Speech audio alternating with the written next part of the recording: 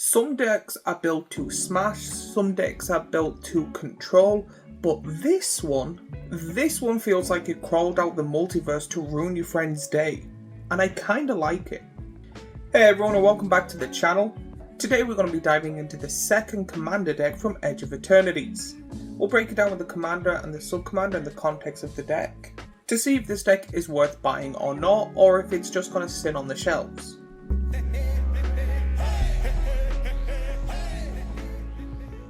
But before we get into the video, a quick little reminder. If you like me and what I do, there is multiple ways you can help out the channel. First is my little Etsy shop where I make t-shirts and hoodies in multiple sizes and colours for people to enjoy. Second is like and subscribe and do all that other YouTube stuff we always ask for. There will be links in the description down below.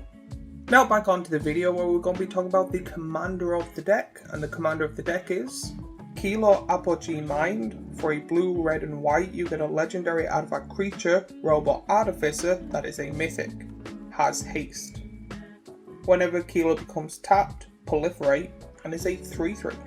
A 3 mana Jeskai commander that's a 3/3 is already quite good. Never mind its abilities, it has 3 great colours that work well, and then a commander for 3 mana? Woo! Plus it having haste means you're probably able to attack someone very fast and very easily. And then when you do attack and it becomes tapped, you get a proliferate, which means this deck can be played in multiple different ways. You can turn it into a planeswalker deck and proliferate all your planeswalkers. You can turn it into a toxic / infect deck and proliferate all the -1/-1 counters. You can then do the opposite and do it with +1/+1 counters, or all those cards that say charge counters, you can put a bunch of those cards in and have the ability to proliferate all of them. If it has a counter on it, Kilo can upgrade it. I also say with Intruder Alarm and ability to tap your own creatures, this can go infinite by proliferating as many times as you want. Like you tap it down to play a creature, which sound an alarm untaps all your creatures, then you tap this creature to then play another creature. It can go on and on, which is really good. It makes Kilo very dangerous for its tapped ability. You don't even have to attack, you can crew vehicles, use artifacts that require tapping. Plus, since Kilo has haste, you can proliferate the turn you played as well, which is again absolutely amazing. This is a commander that rewards creative building. You can lean in so many different ways, as I've previously said, or just have a bunch of artifact creatures that just become unstoppable. With Kilo, you're literally in control of the battlefield. But to back up our commander, there is a sub-commander called Apogee Flagship Vessel. For blue, red and a white, you get a legendary artifact spacecraft that is a mythic. It has station. At the beginning of combat on your turn, put your choice of a +1/+1 counter or 2 charge counters on up to 1 other target artifact. +8. Flying. Other artifacts you control have hexproof and indestructible, and is a 5/5. So a few things I want to say right off the bat. A 5/5 for 3 mana is really good. Now I know it has the station ability, so you have to tap up to 8 power. However, I really do think this is worth it, especially because this, with the commander, works really well no matter which one you play. I love that both of them work so well with each other. Usually you can take one of the two out, where you can with this, but I do think it is a huge downgrade. I think both of these should always be in the deck, unless you're building it in your own fun little way. This is more of the powerhouse one in my opinion, and mainly needs to focus on artifacts, or artifact creatures. Plus, with the ability to put charge counters on stuff and putting 1/1 counters on things, you're easily going to get in that 8 range with even a little smaller mire or something like that you don't really care for. Then having a hexproof indestructible 5/5 with flying for 3 mana is absolutely amazing, especially if you put in like Rogue's Passage, or if you put in a bunch of equipment to power up your commander. I actually think this would be quite a powerful Voltron commander. because when it has the +1, you can put a 1/1 counter on and keep proliferating until it becomes an 8/8 to then power up this and then put the equipment on this. Or if you have something that requires charge counters, you can put charge counters on it to get more mana to then be able to play bigger stuff or equip stuff onto your commander. So I really do think this can be built in slightly different ways, but can be very powerful. And then when it becomes online, all your other things that helped you at the beginning now become hexproof and indestructible, which means that 8/8 you tapped on the previous turn is now an 8/8 indestructible hexproof beast, which then on your upkeep you can then give it a +1/+1 counter to make it a 9/9 or do anything else. I think when it comes to this, the commander is more of a defensive kind of will keep growing, kind of play on yourself kind of mind game, where the sub commander is more I'm going to hit hard, I'm going to hit big, and I'm going to hit with a large amount of artifacts. So I do like that it's kind of two different play styles in the one. But now let's go on to the deck itself, starting off with the creatures. When it comes to the creatures, I think there's a lot of heavy hitters. Majority of them are going to be artifact or artifact-esque, a lot of proliferate or 1/1 counters or other stuff like that. If you don't know the creatures in the deck, you get creatures just like Patrolling Peacemaker, Depth Shaker Titan, Surge Conductor, Angel of the Ruins, Chrome Host Speed Shark, Cyberdrive Awakener, Deep Glow State, Emery Lurker of the Lodge, Captain Cannoneer, Phyrexian Metamorph, Tethical Inquiry Dominus, Thought Monitor, Alibu Ancient Witness, Jorah Weatherlight Captain, Crystallian Crawler, Hangerback Walker, Steel Overseer, Threefold Thunderhawk. Mainly I think this is for the sub-commander than the commander itself. There's a lot of big hitters in this, which helps stabilize the board and deals lots of damage. But also has some interactive tools as well. You have some great cards that make token armies, with cards that double up your counters, so when you proliferate you get twice as much fun. And then personally I think the rest of the cards are great for recursions or board presence, with then a little bit of cards that help keep your hand full. And then finally a large amount of artifact scaling tools, to make sure that those counters keep going up and up to make you stronger and stronger to potentially win the game.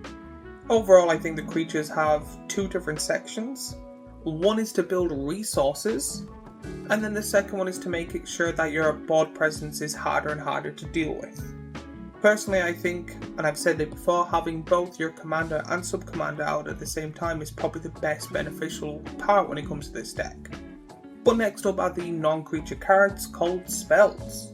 These are going to be here to help with the strategy of the deck, help with interactions, or have board wipes, which hopefully doesn't get rid of indestructible, because if you play a board wipe with your sub-commander on the field and fully ready to go, you're going to be the only one with creatures going, hey, let's have some fun now. But when it comes to the lineup of spells, you get cards just like Fumigate, Organic Extinction, Universal Surveillance, Chain Reaction, Wake the Past, Swan Song, Chaos Warp, Pull from Tomorrow, Ripples of Potential. I think the board wipes are quite good when it comes to this deck and is exactly kind of what you need, especially in a artifact heavy deck. Chain Reaction was a weird card to see in here, but I can see why it was put in. And of course there is great draw cards to keep that hand full. And then weird interactions like Swan Song and Chaos Warp, which Song Song is a weird card I haven't seen in a while. Chaos Warp is pretty much in all these decks, but still good to see.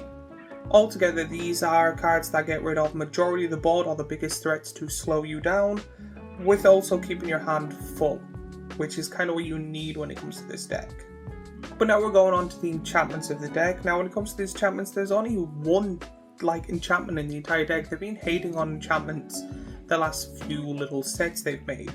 So I'm just going to read through the enchantment card, and the enchantment is Resourceful Defense. For 2 generic and a white, you get an enchantment that is a rare.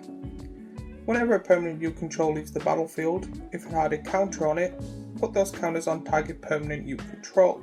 For 4 generic and a white, move any number of counters from target permanent you control to another target permanent you control.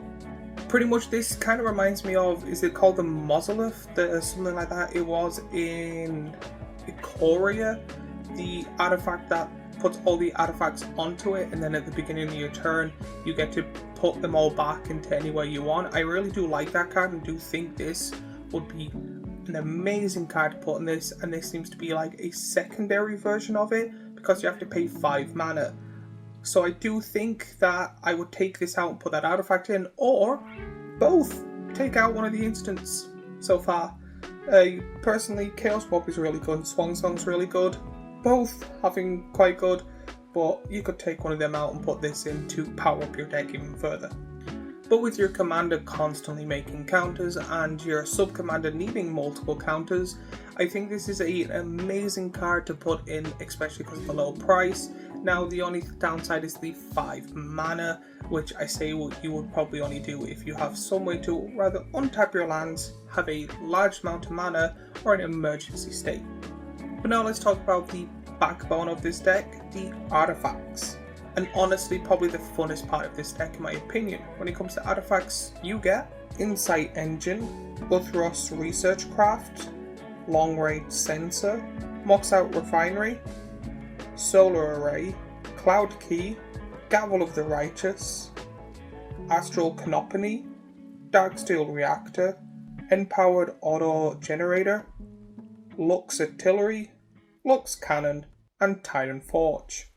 I find the artifacts in this deck to be a bit on the edge of both the commander and sub-commander, which is fine for a precon, but I say if you want a hard focus on one, you may have to replace some of the artifacts with different variations. But I do find a lot of the artifacts in this deck are still powerful even if you don't decide to do that. I think they hard focused on cards that you can proliferate and cards that will help with other kind of strategies and stuff. I do think they are good, they are powerful, but out of everything I would probably replace this, probably then the enchantments, then spells. I do think the creatures are fine with a few little heavy little changes here or there. But then finally the lands. I find when it comes to precons, especially when there's 3 color precons, that the lands are quite, there is probably a fair few good ones, but I do think overall they're kind of hard, especially if they enter tapped. But the good thing about this is that they have a fair few utility lands as well, which is really good. And if you don't know any of the lands of this deck, you get good lands just like Radiant Summit, Cascade Bluffs, Clifftop Retreat, Glacial Fortress, Karen's Bastion, Mycosis Gardens, Rugged Prairie, Spire of Industry, Sulphur Falls. I really do like filter lands, especially when it comes to decks like this. I didn't put in, there's a few little like damage lands or lands that enter tapped, which I didn't want to put in. They had cycle lands, which is weird in my opinion. I do think the land base is always the weakest when it comes to any of the precons, but again, that's where majority of the power lies when it comes to a deck. But for a precon, I think it is quite good. Not the best, not the worst. I do think it has potential updates, especially for the price you're paying for a precon, but I also think that it is fine the way it is. Now my overall thoughts and opinions on this deck as a whole. I really do like the commander and sub-commander. To be honest, I would probably build the deck mainly focused on the sub-commander but heavily influenced with the commander. I do like that you're able to have both. I do find the creatures and the spells are somewhat really good. The artifacts are great but are very heavy leaning. And I do think this is a very powerful and fun deck to play for different types of players, which is really good. I think overall I would give this probably an 8.2 out of 10. So if you're like me and think that too, let me know in the comments down below, or if you think a different kind of grading, let me know there too. If you've built this deck or anything like that, follow me on Moxfield, send me a link. I love to see people's decks, and let me know your thoughts and opinions down in the comments down below. While you're there, remember to like and subscribe and do all that YouTubey stuff we always ask for. And as always, if you like this, is it worth it? I have the previous Commander deck from Edge of Eternities here, a playlist of Is It Worth It Magic the Gathering videos I make here, and a subscribe button here. So go hit subscribe, like and follow and all of that, and I shall see you all in the next video.